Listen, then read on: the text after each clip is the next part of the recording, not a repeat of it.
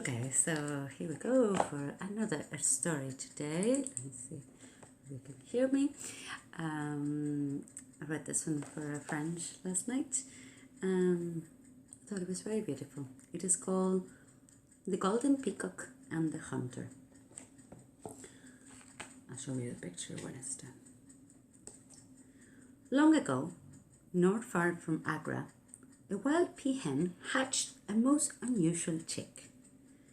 Its color was that of burnished gold.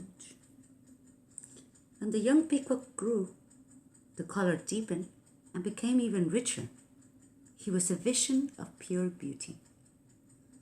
One day, the peacock caught sight of his own reflection in a pond. "Oh my," he thought, "it is not good to be so beautiful.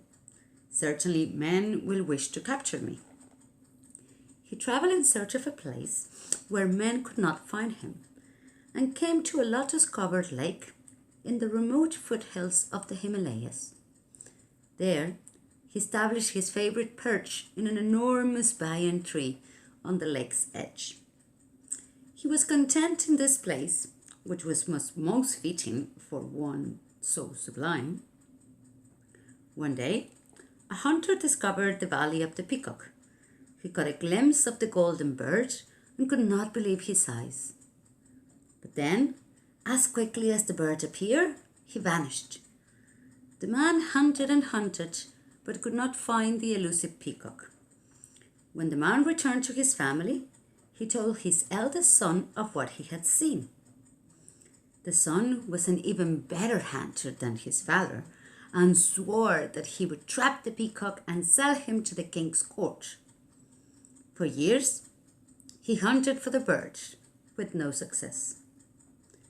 Now and then, he would catch a glimpse of him, but he was never close enough to capture him. One afternoon, an idea came to the son, which he was sure it would work. He bought the most beautiful peahen he could find. He went to the lotus-covered lake, where he knew the golden peacock lived, and staked the peahen to the ground and carefully set snares all around her. Then he waited.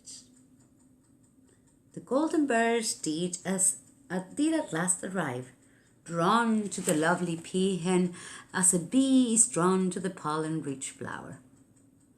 A snare caught his leg and he was swept upside down, hanging by his foot. For the first time, the hunter could look closely at the peacock. He was dumbfounded by his beauty. His color, size, tail, and even his calm composure in the snare were beyond his experience. The hunter suddenly felt what a terrible injustice it would have been to take this creature out of his glorious valley and sell him as a captive. He wished to release the bird, but he was fearful of approaching him with a knife, as the peacock's huge claws could still do great damage. He decided to shoot an arrow through the snare's rope and free the bird. When the peacock saw the hunter knock an arrow in his bow, he spoke to him. "I will be worth much more alive than dead," he said. "Put down your bow and you will be rich." "I will not kill you, but free you," said the hunter. "You have been pursuing me for years, enduring many hardships," said the peacock. "Why would you wish to free me now?" "Because I can see how cruel it would be to keep a bird as remarkable as you in captivity." The hunter went up to the bird and gently released him from the snare.